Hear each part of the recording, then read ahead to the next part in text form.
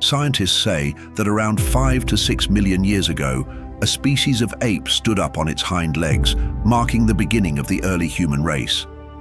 For millions of years, our ancestors lived simple lives, with only a few key innovations like fire and basic tools to show for it. But then something extraordinary happened. Around 20,000 years ago, human development took a leap so massive it defies explanation. How could such an abrupt transformation take place? This question has led many to believe that humanity's evolution wasn't entirely organic. The Anunnaki are often at the center of this mystery, believed by some to be otherworldly beings who visited Earth and forever altered the trajectory of human history. They've sparked endless fascination and debate. Once the Anunnaki's colony on Earth was fully operational and their gold mining efforts began to stabilize their planet's atmosphere, they faced an inevitable problem. They needed more gold, and quickly. Transporting tons of the precious material to Nibiru was proving successful, but their workforce couldn't keep up with the increasing demand. That's when they turned their attention to Earth's native inhabitants. Humanoids, our early ancestors, had already demonstrated some skill with tools and survival instincts, but they lacked the intelligence and physical capability for the grueling work required in the mines. One of the Anunnaki leaders, Enki, proposed an audacious solution, a genetic hybrid.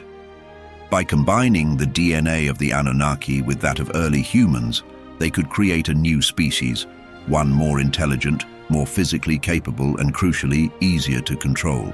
However, the road to success was fraught with challenges.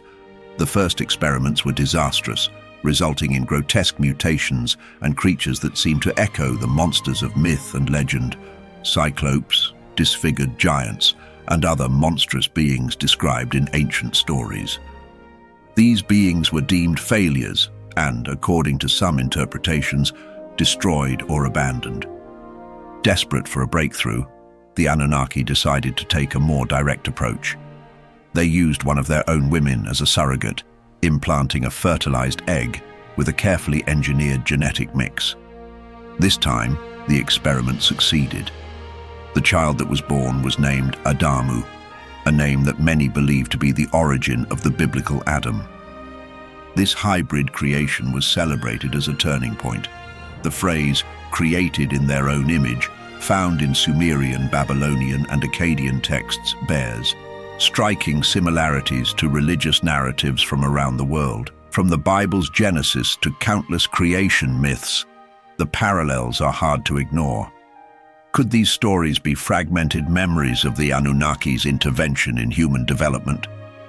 Adamu and those who followed were sent to work in the mines, fulfilling the Anunnaki's grand plan. Yet this act of creation was more than just a utilitarian solution. It was the beginning of a complex relationship between humanity and its creators, a relationship that may still hold mysteries waiting to be uncovered. The developmental leap. Suddenly, humans changed from being just apes living in groups in caves, not only mentally, but visually.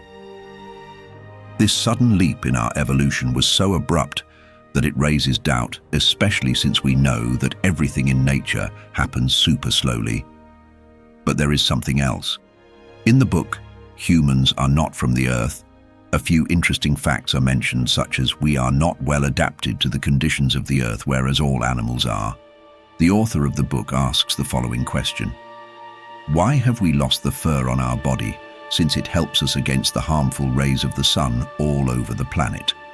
Without it, as we well know, we are exposed to burns and more severe consequences.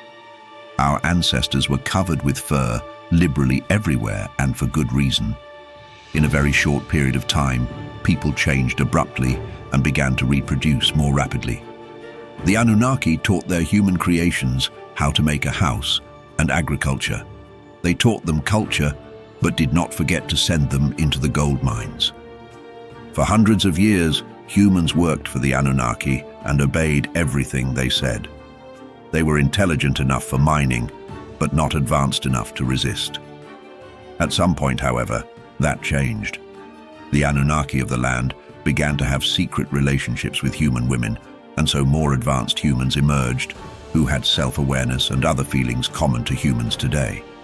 Thus, several generations passed, and these more advanced humans became dominant. They were more intelligent, but also more violent. They multiplied an awful lot and started making trouble. To reduce their population, Enki sent several disasters: drought, disease, insects, you know the rest of the biblical punishments. But at some point he drove most of the people out of their colonial city, and so our ancestors drifted across the planet. As humans flourished, building cities with knowledge passed down by the Anunnaki, a new light appeared in the sky. While humans marveled at its mystery, the Anunnaki recognized it as their home planet, Nibiru, nearing Earth in its long orbit. Having gathered the gold they needed to stabilize their planet, the Anunnaki prepared to leave. They knew Nibiru's approach would wreak havoc on Earth, but they abandoned their creation to its fate. As they departed, chaos unfolded. Earthquakes, volcanic eruptions, and tsunamis ravaged the planet. Nibiru's gravitational pull caused oceans to swell, culminating in a colossal flood that swept across the Earth. This, many believe, is the origin of the Great Flood, a tale echoed in countless myths, including the Bible. Yet not all the Anunnaki were willing to let humanity perish. Some intervened, instructing a man named Utnapishtim to build a vessel and save seeds, animals, and life itself. Utnapishtim's story, found in the Epic of Gilgamesh, predates Noah's tale by millennia, suggesting a shared memory of a cataclysm. When the floodwaters receded, humanity began anew, forever shaped by the Anunnaki's legacy. Did they truly leave? Or are they still watching? The echoes of their story continue to stir questions we have yet to answer. It's astonishing how cultures across the globe share eerily similar flood stories. In Hindu mythology, the god Vishnu, as a fish, warns Manu of an impending deluge. Manu builds a ship, saving his family and the seeds of all plants. The Chinese speak of a catastrophic flood that reshaped the earth. Polynesian legends recount Nu, a hero who escapes the waters in a massive canoe, taking animals with him. In Greek mythology, Zeus sends a flood to destroy humanity, sparing only Deucalion and Pyrrha, who survive in an ark and rebuild civilization. The parallels are uncanny. In every tale, gods descend, create humans, destroy them through a flood, and guide the survivors toward a new beginning. Could these stories be fragmented memories of the same event? Too many coincidences, don't you think? After the Great Flood, humanity faced a restart. Knowledge and advancements from the earlier era were lost, washed away in the destruction. Civilization had to begin anew. The Anunnaki, particularly Enlil and Enki, observed humanity's resilience and decided to intervene. They taught mathematics, engineering, and the foundations of culture and science, leaving a legacy that shaped our future before departing the Earth. According to Sumerian cuneiform calculations, the next passage of Nibiru near Earth is predicted to be around the year 2900.